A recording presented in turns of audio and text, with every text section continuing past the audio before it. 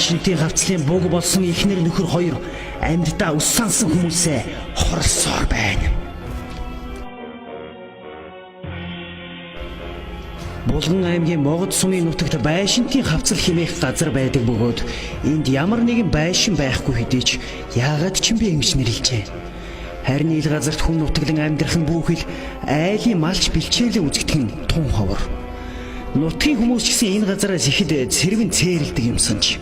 Учир нь энд нэг гэр бүлийн эхнэр нөхөр хоёрын шарил байх бөгөөд тэр хоёр нутаг усандаа хартай, хортоогоороо зартай хүмүүс байсан бөгөөд үүнээс шулж нөхөр нь эхнэрээ буудан хөнөөгөөд дараа нь өөрийнхөө амийг игүүтгсэн эмигнэлт түүхтэй юмсанч. Нөхрийг нь легцэг гэдэг байсан бөгөөд тэрхүү эмигнэлт явдал гарах өдөр Могод сумын наадам болж легцэг тийшээ явсан юм байна. Харин оройн наадам дуусангууд харихаар явах замдаа айл хисч аяг тагшин балгасаар нэлийн халамцуухан уян дээрээ буужээ. Тэр эрүүл үедээ хүртэл эхнэрээ хардаж байдаг юм хойно энэ удаа мөн л эхнэр цэрмаа руугаа дайрч давчлан эзгүй хойгоор хинтээ банзалцсан гэж агсарч илтэй. Хэдхэн сартай хүүгээ хөхөд зуусан цэрмааш мөчөөгөө өглгүй чийл болсон хойно наадам нэрээр налиг шалиг нь хөөцөдөж яваад ирээ эцтэй гэж алдарч. Үүнд нь бухимдаж хорсон легцэг орныхоо толгой дэлгөөстэй байсан бууг шүүрэн авч сунлаад эхнэрээ бууджээ. Энэ үед хажуу айлынхан жаал гэрийн гаднаас тэдний хэрүүлийг сонсож зогссон бөгөөд буундуу тасхийн нэгц цочсондоо гэртээ гүн ороод болсон явдлыг хэлж дуусаагүй шахан байтал хүмүүс легцгийн мэгдэн сандран орвол нэгэнт оройтсон байсан бөгөөд хэдхэн сартаа нялх хүрнэ эцэг их хоёрынхоо нэлийсэн цусан донд хутгалтчихсан уйлж суужээ. Ингээд бузар муухагаар хорвоог өргсөн хоёрын нутгийнхан хүн тавьдаг газар хөдөөлүүлэхээс эрс татгалзан мөнөөх байшинтын хавцлыг сонгон авчээ. Чухам энэ үеэс хойш байшинтын хавцлын аим шиг эхэлсэн гин. Хооронд нь 2-3 метрийн зайтай оршуулсан эхнэр нөхөр хоёрын сүнс төрлөө ололгүй байшинтын хавцлыг хэрүүл хараал муу хорлол чатхын газар болгон хувирчээ.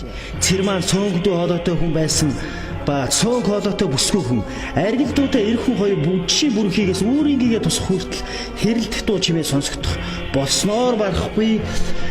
Тэр хавцаа огтон зурмны нүхнээс шороо цацагдах болсныг олон хүн харж сонссон ба энэ талаар ярьж шүүгэх болж.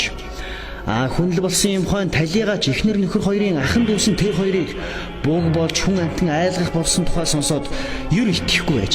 Гэсэн ч сүүлдээ амтаа болгон шахуу ярих болсон тул хэр ортой болохыг шалгахаар байшинтын хавцлын ойролцоо машин тэрэгтэй очиж хоноглоод үнэхээр үнэн болохыг нүдээр үзэж чихээр сонсон итгээд лам хард үзүүлэн тэрхүү бууг чөтгөрт амилсан эхнэр нөхөр хоёрын сүнсийг ариутхан аргадаж өгөхийг хүссэн ч цагаа болохоос нааш арилж далд орохгүй юм байна.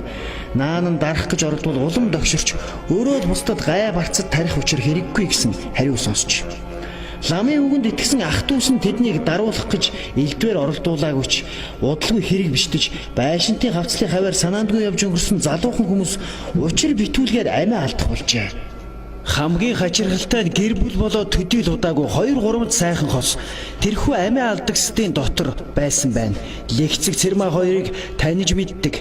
Айл сайхалд явсан хүмүүсийн яриагаар бол учир битүүлгээр байшинтын хавцал хавьд өнгөрсөн хүмүүсийн зарим нь буг болсон эхнэр нөхөр хоёрын амьд байхдаа бие биетэйгээ холбон хардаж хэрүүл хараал хийдэг байсан хүмүүс байжээ. Иймэрхүү байдалтайгаар бүтэн 2 жилийн хугацаа өнгөрөхөд хавцал хаваар хүн малын мөр үзэгдэхээ болж нэг ёсондоо байшинтын хавцал цээр хоройтой газар болон хувирсан тэр аж. Одоо ч гэсэн тийшээ хэр барагтай бол хүн амьтан зүгэлдэггүй гэх бөгөөд буг болсон эхнэр нөхөр хоёрын хэрүүл хорлол хоёр дарагдаж үгүй болсон эсэх нь тодорхойгүй юм гинлээ. Нутгийнхан байшинтын хавцал гэх нэрийг нь хэлэхэд сэрвэх болсон ийм нэгэн буг чөтгөрийн хорлол амьд насны сохор хардалт түүнээс улбаасан хар хортой газар байдаг байна. Хардалтыг өвчин гэдэг үстэй. Хардалтаас их юм шалтгаалнаа хүмүүс минь. Ухаалаг амьдраарай.